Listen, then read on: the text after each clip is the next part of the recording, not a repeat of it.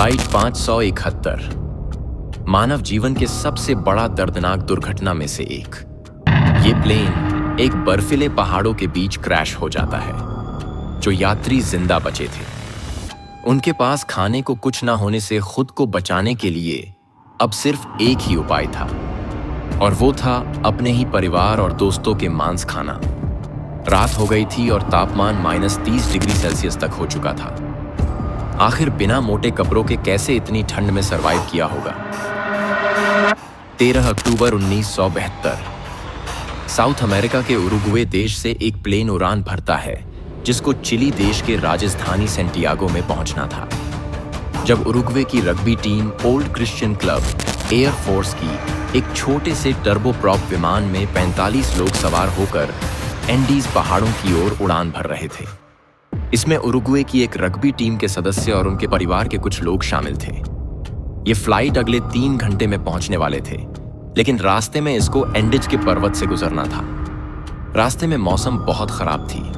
मौसम खराब होने के कारण पायलट ने मजबूरन अर्जेंटीना के मेंडोजा में लैंड करने का फैसला लिया। ये चिली से थोड़ी ही दूरी में था। वे लोग मौसम ठीक होने का इंतजार कर रहे थे। मौसम ठीक ना होने के कारण से मेंडोजा में ही पूरी रात गुजारना पड़ा, और वो लोग जब वहां रुके थे तो वो लोग बाहर निकल के कुछ खरीदारी की। यहाँ से लोगों ने वाइन यानी शराब भी खरीदी थी। कोई नहीं जानता था कि यही शराब के एक एक बूंद इनकी जान बचाने वाली है। 13 अक्टूबर 1972 यानी अगले दिन मेंडोजा से रवाना हुए। मौसम थोड़े ठीक होने लगे थे। पायलट एक्सपीरियंस होने से वे बर्फीले पहाड़ों में चिली की तरफ रवाना हुए। अभी तक सब कुछ सामान्य था। सब लोग उड़ान के मजे ले रहे थे। बर्फीले पहाड़ी इलाके के पास पहुंचते ही को पायलट पास के एयर ट्रैफिक कंट्रोलर को कनेक्ट करके इन्फॉर्म कर देता है कि हम लोग ठीक 3:32 में पहुंच जाएंगे। 3:24 में प्लांचो के पास पायलट जहाज को मोड़ते हुए एयर ट्रैफिक कंट्रोलर को लैंड करने के परमिशन मांगा, लेकिन वहां से चिल्ली पहुंचने 11 मिनट लगता था। इस बात को नजरअंदाज करते हुए परमिशन देती है कि जहाज को 10,000 फीट के ऊंचाई में लाना है। इस छोटे से गलती से अब 45 लोगों की जान पूरी तरीके से खतरे में आ चुकी थी। प्लेन अभी तक पहाड़ी इलाकों में ही थे, क्योंकि इस शहर में बहुत ऊंची ऊंची पहाड़ है। फ्लाइट 571 ने जब एंडीज पर्वत के ऊपर से उड़ान भरी तो मौसम तेजी से खराब होता गया। घने बादल और बर्फीली हवा ने पायलटों के लिए विमान को स्थिर रखना कठिन कर दिया। अब पायलट प्लेन को धीरे धीरे नीचे कर रहा था। अचानक प्लेन के बैलेंस बिगड़ने लगी और मौसम फिर से पहले के जैसे होने लगा। चारों ओर धुंध और बादल छा रहा था, कुछ दिखाई नहीं दे रहे थे। इसी दौरान अचानक से वार्निंग अलार्म बजने लगे। क्या हो रहा है किसी को समझ में नहीं आ रहा था। इस दौरान विमान के तकनीकी उपकरण जैसे रडार और नेविगेशन सिस्टम ठीक से काम नहीं कर रहे थे। पायलटों ने मौसम के बारे में पूर्व चेतावनी को नजरअंदाज किया और उड़ान जारी रखी, जबकि एंडीज पर्वत की ऊंचाई और खराब मौसम ने उड़ान को और भी जोखिमपूर्ण बना दिया। विमान में बैठे यात्री अब धीरे धीरे महसूस करने लगे थे। धुंध और बादल अब स्थिर हो चुका था। फिर उसी वक्त एक यात्री खिड़की से झांक के देखता है कि आसपास प्लेन के हाइट से भी ऊंचा पहाड़ है।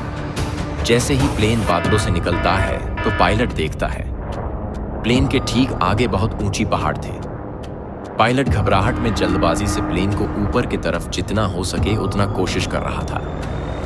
पायलट पूरा जोर लगा देता है प्लेन को पहाड़ के पार करने में, लेकिन अफसोस अब तक बहुत देर हो चुका था। प्लेन पहाड़ से पार करने ही वाले थे कि पिछले हिस्से पहाड़ से टकरा जाता है। पिछले के पूरी हिस्से टूटकर गायब हो जाता है। साथ में पिछले के 2 सीटों के साथ यात्री हवा में गायब हो गए। कुछ देर तो आधा प्लेन ऊपर की तरफ जाता रहता है और फिर नीचे गिरने लगता है। कुछ ही पलों के बाद प्लेन के लेफ्ट साइड के पंख दूसरी पहाड़ से टकराकर कुछ और यात्री गायब हो गए।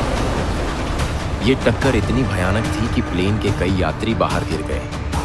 बचते बचते कुछ यात्री विमान के मलबे में फंसे रहे और कुछ गंभीर रूप से घायल हो गए। तेज हवा, ठंड और बर्फीले तूफानों के बीच प्लेन तेजी से नीचे गिरने लगी और कुछ ही पलों में पूरी तरह से असंतुलित हो गए। पायलटों ने कोशिश की लेकिन विमान को संभाल नहीं पाए। अब आधा प्लेन 350 किलोमीटर प्रति घंटे से सीधा बर्फीले जमीन से टकरा गए। कुछ ही देर में प्लेन की तेज गति से गिरने के कारण 5 लोग तुरंत जिंदगी से हाथ धो बैठे थे। 7 लोग गिरने के पहले ही गायब हो चुके थे। पूरे 45 लोगों में से केवल अब 33 लोग ही जिंदा बचे थे। उसमें ज्यादा से ज्यादातर लोग घायल हो गए थे। चारों ओर लोग खून से लथपथ दर्द के मारे चिल्ला रहे थे। उनमें से 2 लोग मेडिकल स्टूडेंट्स थे और वो दोनों सभी को देखने लगे। घायल लोगों को पट्टी लगाए। उनसे जितना हो सका वो दोनों ने किया। दूसरी तरफ इस प्लेन के गायब होने के 1 घंटे के अंदर ही खबर पहुंच जाता है। Chilean air search and rescue service ने 4 हवाई जहाज तैनात करते हैं। खोजने के लिए शाम से लेकर रात तक खोजने के बावजूद भी इन्हें कुछ खबर नहीं मिल पाई। रेस्क्यू सर्विस ऑफिसर्स ने रेडियो सिग्नल को सुनकर अनुभव किया कि प्लेन बहुत दूर और पहुंच से बाहर का एरिया में क्रैश किया होगा। कठिनाई तो ये थी कि जहाज सफेद रंग का था और क्रैश उस जगह हुआ जहां बर्फीले जमीन और पहाड़ प्लेन जैसा सफेद था। दूर ऊंचाई हवाई जहाज से बर्फीले इलाकों में खोजना बहुत ही मुश्किल था।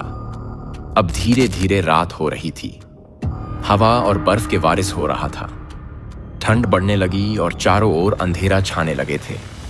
क्रैश हुए प्लेन में सामान और कुछ चीजें चारों ओर टूटकर उलझ गई थी। प्लेन के एक कोना में सभी घायल लोग थे। रहने के लिए प्लेन में सीट के कारण जगह नहीं थी।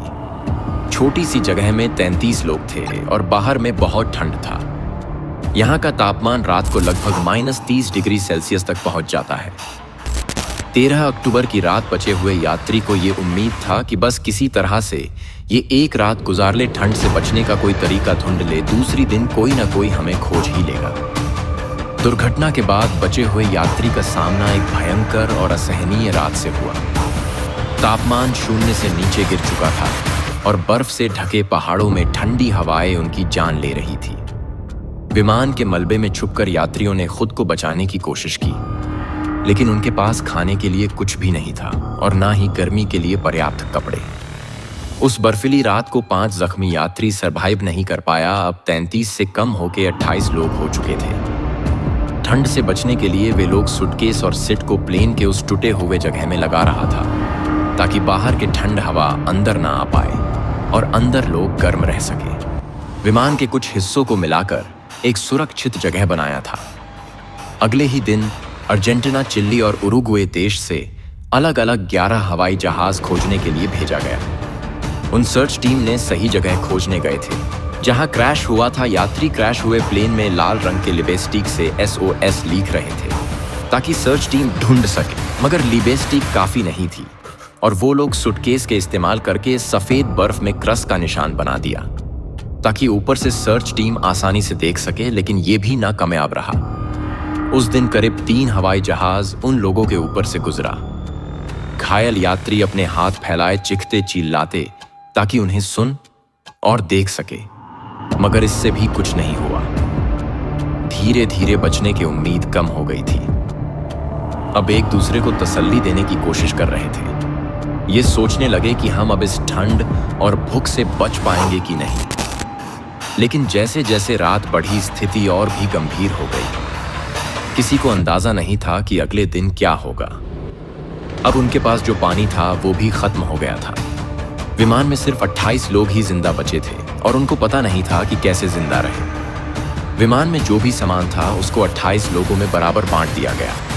पानी ना होने के कारण से वे लोग बर्फ को खाने लगे, मगर बर्फ खाने से प्यास नहीं मिट रही थी। लेकिन शराब के एक एक बूंद उनके लिए किसी अमृत से कम नहीं थी। शराब बोतल के ढक्कन से वे शराब पीकर सभी लोग भूख और प्यास मिटा रहे थे, लेकिन ये भी पर्याप्त नहीं था। फिर वो लोग मेटल के सिल्ड यानी टीन के चदरा को धूप के तापमान से बर्फ को पिघला के पानी के बूंदों में शराब के बोतलों में जमा किया। फिर पानी की व्यवस्था तो हो गई, मगर खाने के लिए सामान बहुत कम था। अगले ही दिन नंदो पेराडो कोमा से उठता है। वो उठकर देखता है कि उनकी माँ अब जिंदा नहीं बची थी और उनकी बहन घायल था। अपने बहन के लिए वो थोड़ा खाना लाकर खिलाता है। दिन बीत रहे थे, सभी की उम्मीद अब खत्म हो चुकी थी। अब प्लेन में जो खाना था वो भी खत्म हो चुके थे। भूख, प्यास और ठंड से 8 दिन गुजर जाती है क्रैश के 8 दिन बाद उस नंदो पेराडो की बहन भी जीवन की लड़ाइयों से हार जाती है और अपना दम तोड़ देती है। ठंड और बढ़ने से सर्च अभियान रोक दिया जाता है। क्योंकि ठंड बढ़ने से बर्फ के बारिश हो रहा था, मौसम खराब के कारण से सर्च टीम को भी कठिनाई हो रही थी। इसीलिए सर्च अभियान 2 महीनों के लिए खोजना बंद हो चुके थे। सर्च टीम को लगा कि इन 8 दिनों में भूख और ठंड के दौरान मारे जा चुके होंगे। इसके बाद 2 महीनों में मृत शरीर को खोजकर उनकी परिवार के हवाले कर दिया जाएगा। लेकिन अगले दिन किसी की नजर विमान में पड़े एक रेडियो पर पड़ी और वो उसको बनाने में लग गए। रेडियो ठीक तो हुआ, लेकिन उसमें सिर्फ रेडियो सुन सकते थे, खबर पहुंचा नहीं सकते थे। रेडियो ठीक करने वाले शख्स ने सुना कि सरकार ने सर्च ऑपरेशन बंद कर दिया है। वो खबर सुन के जो उम्मीद बची थी, अब वो रेडियो में अपने ही मरने की खबर सुन रहे थे। अब पूरी तरह से उम्मीद खत्म हो गई। उनको अब पता चल चुका था कि उनका मृत्यु अब निश्चित है। अब मौत को हावी होने दे या जीवन के लिए संघर्ष करें, हमें जिंदा रहने और यहां से निकलने के लिए खुद पर ही निर्भर रहना पड़ेगा। धीरे धीरे लोगों के पास खाना खत्म हो गया था। लोगों ने सीट के ऊपर लेदर के कवर को खाना शुरू कर दिया, लेकिन इसको खाने के बाद वो लोग और बीमार पड़ने लगे थे। अब खाने की कमी हो रही थी। प्लेन में खाने के लिए कुछ भी नहीं बची थी। बर्फ के ठंड में कांप रहे थे और घायलों को उचित इलाज नहीं मिल पा रहा था। कुछ यात्री तो पूरी तरह से टूट चुके थे, लेकिन कुछ हिम्मत बनाए बैठे थे। उन्होंने तय किया कि वे किसी भी हाल में जीवित रहने के लिए हर संभव प्रयास करेंगे। जैसे जैसे दिन बीतते गए, यात्रियों के सामने एक कठोर और दर्दनाक फैसला आ खड़ा हुआ। वे समझ चुके थे कि जीवित रहने के लिए कुछ असामान्य और मुश्किल कदम उठाने होंगे, और यही वो मोड़ था जहां मनुष्य की बुनियादी प्रवृत्तियां सामने आईं।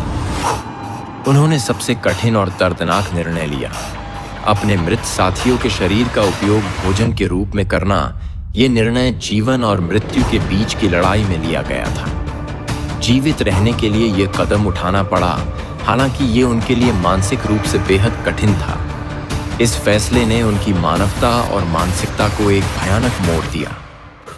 यहाँ पर मरने वाले लोगों की लाश ठंड के कारण से खराब नहीं हुई, क्योंकि माइनस तापमान होने के कारण वो जम चुके थे। वो सभी लोग एक एक करके अपने मृत दोस्तों के मांस खाने लगे। उन लोग रात को ठंड से बचने के लिए टूटे हुए प्लेन में सोते थे। 29 अक्टूबर को उसी पहाड़ी पर एक बर्फीला तूफान आता है, और इन्होंने खुद को बचाने के लिए जो बनाया हुआ था, अब वो भी टूट जाता है। बर्फ का एक बड़ा हिस्सा गिरता है और पूरी प्लेन को अपने चपेट में ले लेता है। पूरा प्लेन बर्फ से ढक गया। प्लेन के अंदर बर्फ घुस जाता है, और प्लेन के अंदर बर्फ घुसने से ऑक्सीजन की कमी हो जाते हैं। इस तूफान में ऑक्सीजन की कमी होने के कारण से 8 लोगों को दम घुटने से मौत हो जाती है। अब सिर्फ 19 लोग ही बचे थे और बर्फ चारों तरफ ढकी थी। इन लोगों को बाहर निकलने में करीब 3 दिन का समय लगा था। ठंड से बचने के लिए सिट के रुई को अपने कपड़ों में डाल रहे थे और सिट के कवर को पैरों के जूतों में बर्फ में चलने के लिए इस्तेमाल कर रहे थे। अब इन्हें समझ में आ जाता है कि अब हम यहाँ रहेंगे तो हम ऐसे ही एक एक करके मारे जाएंगे। इससे अच्छा है कि इन पहाड़ियों से बाहर निकलकर मदद ढूंढने की कोशिश किया जाए।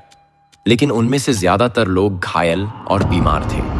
वे ठंड में निकलने के काबिल नहीं थे। सिर्फ नंदो, पेराडो, रॉबर्टो और कैनेसा ही सुरक्षित थे। पूरे 2 महीने बीत जाने के बाद उनका वजन भी आधा हो गया था। इनमें से नंदो, पेराडो और कैनेसा ये तय करते हैं कि हम यहाँ पर बैठकर नहीं मरेंगे और बचने के लिए यहाँ से बाहर निकलेंगे। ये 11,000 फीट की ऊंचाई पर थे और समय समय पर यहाँ से निकलने की कोशिश करते हैं। एक तीसरा शख्स, रॉबर्टो, भी इनके साथ शामिल हो जाता है। इन तीनों को सरवाइव करने के लिए ट्रेनिंग दी जाती है। मेडिकल के स्टूडेंट ठंड से बचने के लिए सिखा रहे थे कि ऑक्सीजन की कमी हो तो क्या करने चाहिए, बेहद ठंड हो तो क्या किया जाए, और उन्हें एक्सरसाइज भी कराया जाता है। बर्फ ज्यादा होने के कारण हाथ पैर को गलने से बचाने के लिए प्लेन की सीट के कवर और दूसरे सामानों को मिलाकर ड्रेस तैयार करते हैं। सुई धागों से सिलकर तंबू घर बनाया गया, क्योंकि इतना ठंड में खुला बर्फ और तेज हवाओं में रात गुजारना संभव नहीं था। लाशों के कपड़े उठाकर पहनते हैं और जितना हो सके उतना मोटे कपड़ों को लगाया गया। जिस जगह क्रैश हुआ उस जगह के पूरब के ओर खुला बर्फीला मैदान था और पश्चिम की ओर पहाड़ियां थी। ये लोग आपस में बातचीत करते हैं कि पूरब की और दूर तक बर्फ की खुला मैदान है, उस तरफ जाने से हमें ही नुकसान होगा और दूसरी पश्चिम की ओर पहाड़ पार करने से क्या पता हमें मंजिल मिल सके। फिर फैसला ये होता है कि यहाँ से पश्चिम की तरफ जाएंगे और वो 3 लोग इंसानी मांस भोजन के रूप में साथ में ले गए थे। 3 दिन के बाद उनके पास इंसानी मांस जो खाना था वो खत्म होने लगता है। ऐसे में ये तय किया गया कि तीसरा शख्स लौट जाएगा। वापस जाने के लिए रास्ता काफी आसान था क्योंकि ये पहाड़ चढ़ रहे थे। ऐसे में वापस जाना आसान था और ये लोग 3 दिन के सफर में जहां पर पहुंचे थे, तीसरे शख्स यानी रॉबर्टो को वहां से वापस लौटने में सिर्फ 1 घंटा लगता था। वे टीन की एक चद्दर पर बैठकर वापस आ जाता है। अब नंदो, पेराडो और कैनेसा ही इस रास्ते को अंजाम दे रहे थे। एक पहाड़ से आगे जाने के बाद उन दोनों को प्लेन के टूटा हुआ हिस्सा मिला जिसमें से कुछ चीजें और खाने को मिला। वो खाना कुछ दिन तक सफर करने में मदद मिली। धीरे धीरे वे दोनों पहाड़ की ऊंचाई में चढ़ रहा था। करीब 8 दिन तक चलते चलते लगभग 61 किलोमीटर तक चलने के बाद अब वो पहाड़ की चोटी में घबराहट के साथ पहुंचने वाले थे। ये इसलिए घबराया था कि पहाड़ के चोटी में पहुंचने के बाद फिर आगे सफेद पहाड़ियां ही दिखे तो अब हम जिंदा नहीं बच पाएंगे।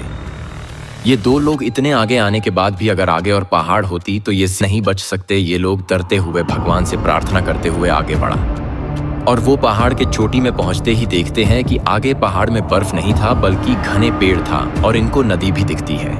ये दोनों देखकर बहुत खुश हो जाता है। करीब 70 दिन हो चुके थे बर्फ के पहाड़ियों में रुके हुए और ये पेड़ देख के बहुत ज्यादा खुश हो गए थे और ये दोनों उस नदी के पानी पीने लगे। फिर नदी से आगे जाने का फैसला लेता है ताकि चलना कम पड़े क्योंकि इनमें अब चलने के जान नहीं बची थी। नदी पार करके अब रात हो चुका था। उन्हें अब वहीं पर रुकना पड़ा। ये दोनों 21 दिसंबर को सुबह वहां पर हरियाली और गाय देखते हैं। दोनों लगातार चले जा रहे थे लेकिन बोलने की हालत में नहीं थे। दोनों चलते चलते नदी के किनारे पहुंच जाते हैं। तभी उन्हें एक नदी के उस पार एक घुड़सवार व्यक्ति दिखाई देता है। ये दोनों पूरी जोर लगाकर चिल्लाते हैं लेकिन नदी के पानी के शोर में उनकी आवाज दब जाती है। तभी अचानक उस शख्स को कुछ आभास होता है और वो देखता है वो शख्स भी कुछ बोलता है कि लेकिन पानी का शोर फिर आवाज को दबा देता है। ऐसे में वो दोनों एक पेंसिल और कागज को एक पत्थर के टुकड़े में बांधकर इनकी तरफ फेंकता है और उसने इनकी जानकारी इनसे पूछी। इन्होंने उसमें लिखा कि हम उरुग्वे के वो रग्बी प्लेयर हैं जिनकी फ्लाइट क्रैश हो गई है। हमारे साथी अभी भी जिंदा है और मदद की आस लगाए बैठे हैं। हम दोनों उनके लिए मदद लाने के लिए आए हैं। आप हमारी बात को सही लोगों तक पहुंचा दे ताकि हमको मदद मिल सके। वे शख्स पढ़ने के बाद अधिकारी यो को खबर देने गई। ये खबर तेजी से फैलने लगी। अब नंदो और पेराडो के लिए ये रात काफी लंबी होने वाली थी। अगले दिन वहां की पुलिस तक ये बात पहुंचती है। चिली अथॉरिटी वहां पर भाग कर आती है और इन दोनों को वहां से ले जाया गया और अस्पताल ले जाया जाता है। इसके बाद इन दोनों को लेकर 3 हेलीकॉप्टर जाते हैं। वहां पर सिर्फ एक चॉपर उतर सकता है। ऐसे में सिर्फ 7 गंभीर लोगों को ही एक चॉपर में लाया जा सका। बाकी को अगली सुबह वहां से लाया गया। जब उनसे पूछा गया कि आप कैसे जिंदा बचे थे तो उन्होंने सच्चाई बताई। हालांकि ये पता चलने के बाद उनकी काफी आलोचना हुई लेकिन फिर इन्होंने बताया कि हम सभी के बीच समझौता हुआ था कि अगर हमारी भी मौत हो जाए तो आप हमें खा सकते हैं।